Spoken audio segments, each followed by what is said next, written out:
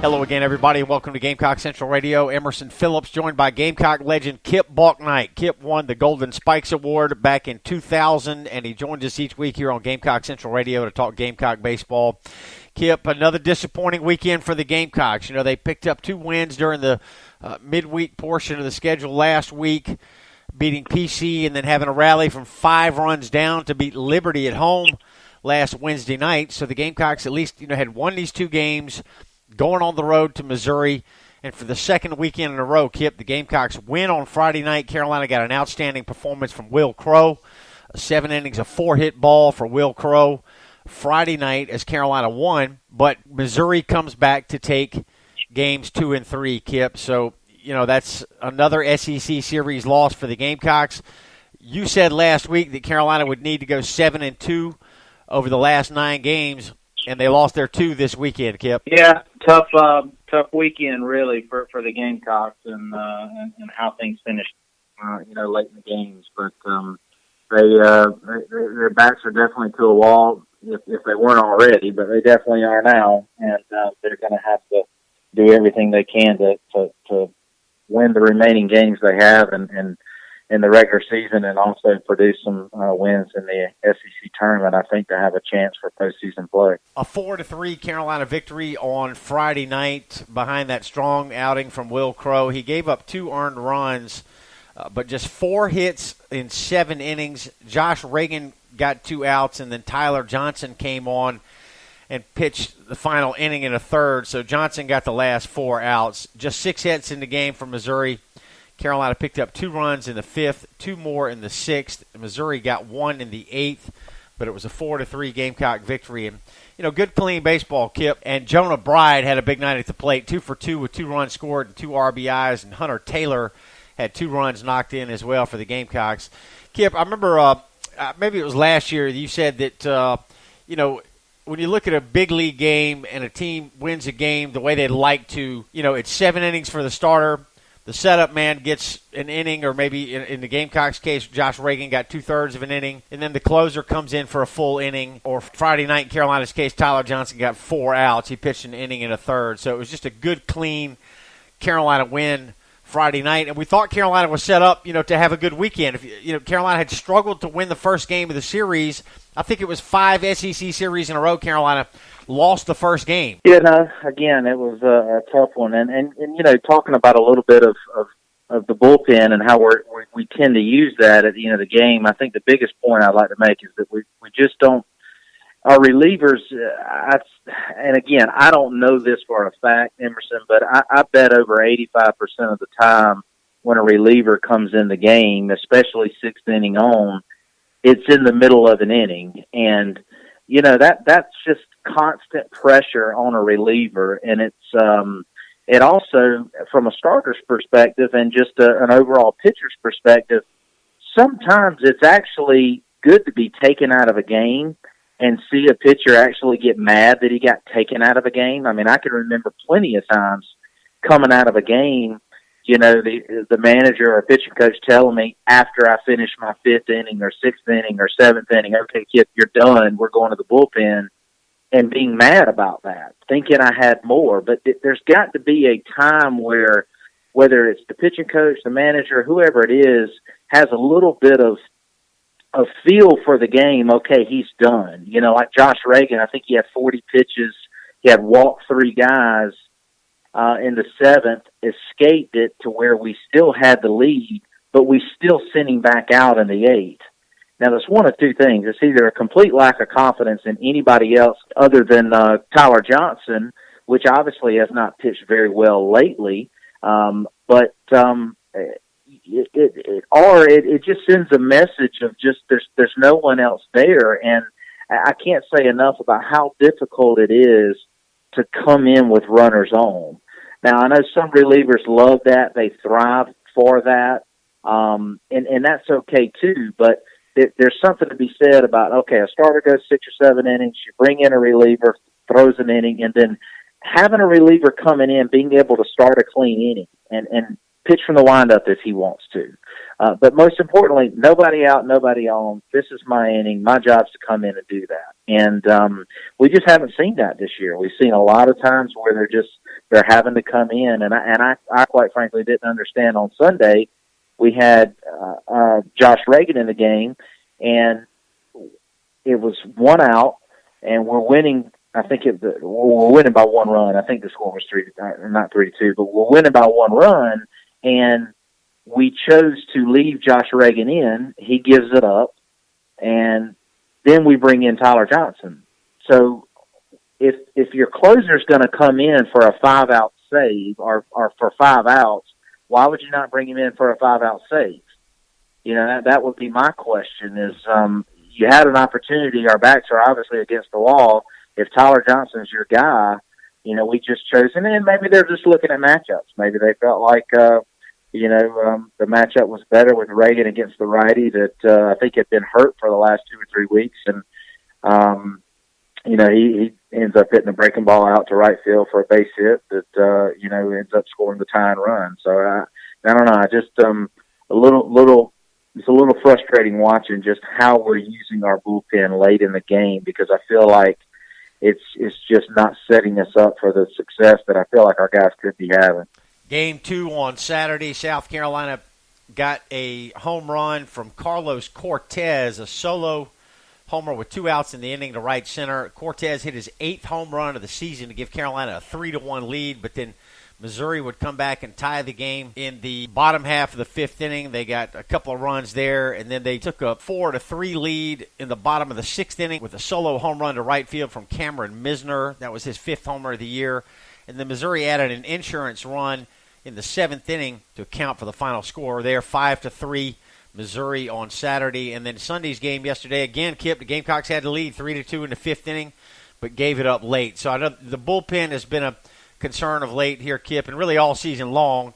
So now we're down to 4 games left, Kip. We got a midweek game with USC Upstate this week, and then 3 games at home against the Georgia Bulldogs to wrap up the season. And Georgia's playing much better ball late in the year. Yeah, they are. I mean, it's amazing to sit here and think that that we're an underdog this weekend. I mean, I don't know of anybody, unfortunately, in the SEC, if we played them now, that we would not necessarily be an underdog, and that's just a shame. I don't know where, it's been a tough year, and obviously there's been a lot of one-run games, and the argument is,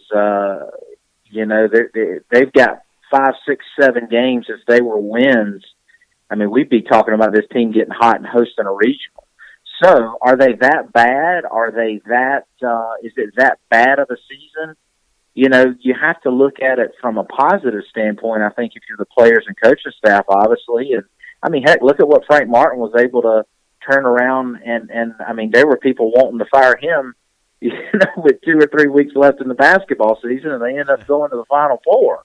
So, I mean, is there a chance? Is there an opportunity? Yeah, but I do think there's got to be a lot of changes made. And what I see on the pitching staff, more times than not, no matter who's pitching, when we pitch afraid to contact, when we're afraid to pitch to contact, things go downhill.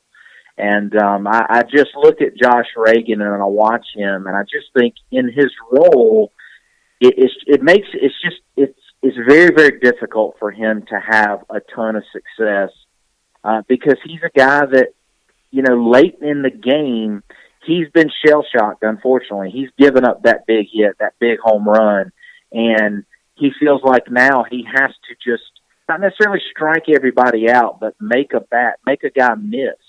And I just think he's a guy that could easily probably won 10, 12, 13 games for us as a starter. Even on the weekend, I really think he could be a Sunday starter and do well. Or be that middle guy, be the guy that throws for coming in for a guy like Hill that maybe only throws, you got a high pitch count and only throws 5 innings, throwing that 6th, 7th, 8th inning, and then bringing it into your closer for the 9th. But they have got to pitch aggressively. They got to trust their stuff, and I just see too many wasted pitches that if you're scouting for it and you're facing Carolina, you look late and you just there's not. You look back at that injury that Madison Stokes had. I mean, not that guy's certainly not trying to hit Madison Stokes, but the fact, I mean, you got to hit some guys at some point in time. You got to make them feel uncomfortable at the plate. Part of being a good pitcher is all about disrupting the hitter's timing and making them feel uncomfortable. If they're standing in there and they don't ever have to worry about a ball coming in and buzzing in close to their hands or a hitter having to move their feet, all they're having to do, they're locked in and they're just looking out over the middle of the plate. I mean, hitting's pretty easy then.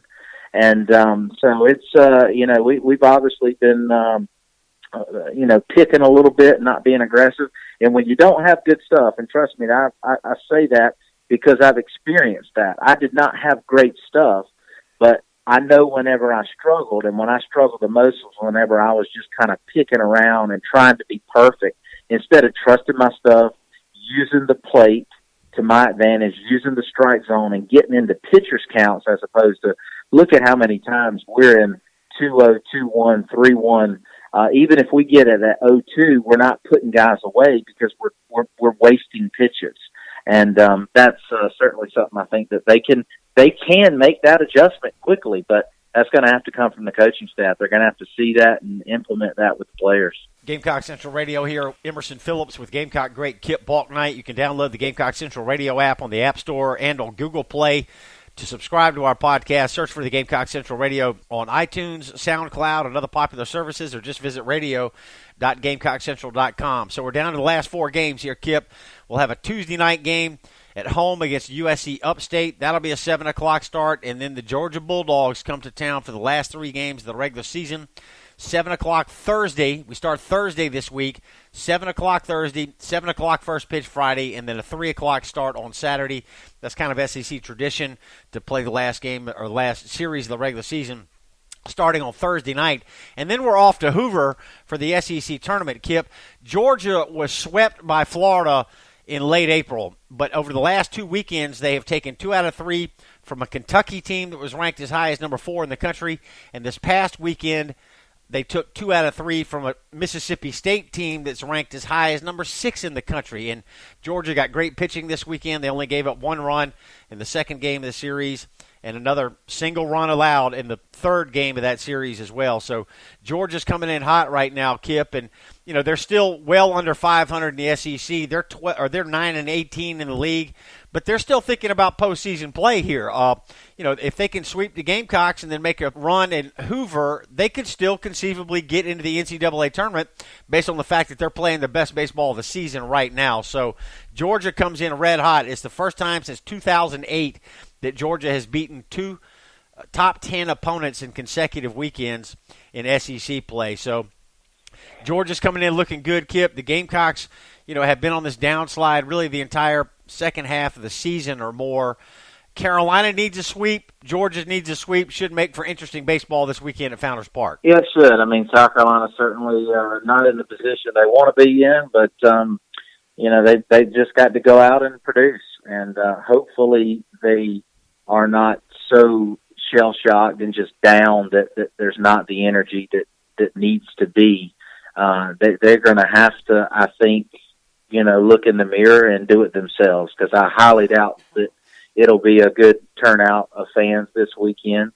They need to focus on what they can control, and what they can control is going out there playing hard and playing with a lot of heightened awareness, a lot of intensity, a lot of will to win. And they don't need to be making comments about where the fans at and this, that, and the other. They need to control what they can control. Our fans have showed if we're producing and we're winning, they'll be there. And the fans obviously are not happy right now. I mean, I sense that. I talk to folks every day, all day long, every business I go in. So most of the time they're talking about Carolina baseball. So I get it. I understand. But from a player's perspective, these guys need to just go out and do their job and play hard and play with a sense of, get pissed off. I mean, play. If you're a pitcher, go out and throw a complete game. I mean, do what what's his name for Missouri did to y'all on Saturday. Yeah, I mean, he went out and pitched with a vengeance. I mean, he looked like he was going to run through a brick wall from about the 5th inning on. Yeah. I haven't seen that look on any of our pitchers. I don't think I've seen it all season. Maybe Schmidt at times, maybe Will Crow at times. But at some point in time, you know, we can sit here and talk about managerial decisions and pitching decisions, this, that, and the other, but at some point in time, these players are going to have to hold themselves accountable as well. They're going to have to go out. Chad Holbrook's never hit a baseball for South Carolina, and Jerry Myers has never pitched a baseball for South Carolina. Now, having said that, with all due respect, I love them both like dads, but, you know, they can only do so much. And these players they've got to go out and show some ownership and go out and produce. And I understand that, you know, fans may be upset with some of the coaching decisions and things that are going on, and I personally don't agree with everything either. But I also didn't agree with everything that Gray Tanner did either.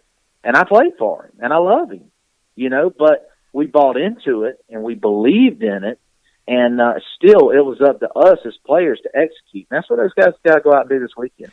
All right, the Gamecocks are 30-21 overall. South Carolina's 12-15 in the SEC now, so they really need that sweep over Georgia this weekend to get them back to 500 in SEC play.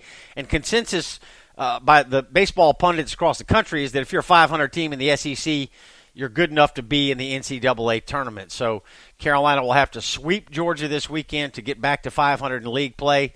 Otherwise, they're going to have to do some serious work in Hoover, and that will be a daunting task because the Gamecocks do not have a good track record at the SEC tournament in Hoover. So we'll see how things play out this weekend. Kip, thanks very much for your time. We appreciate your expertise and your input. Thank you. Thanks so much, Emerson. All right, that's Kip Bouknight, and I'm Emerson Phillips, and this is Gamecock Central Radio. Baseball talk today here on GCR. Thanks for joining us.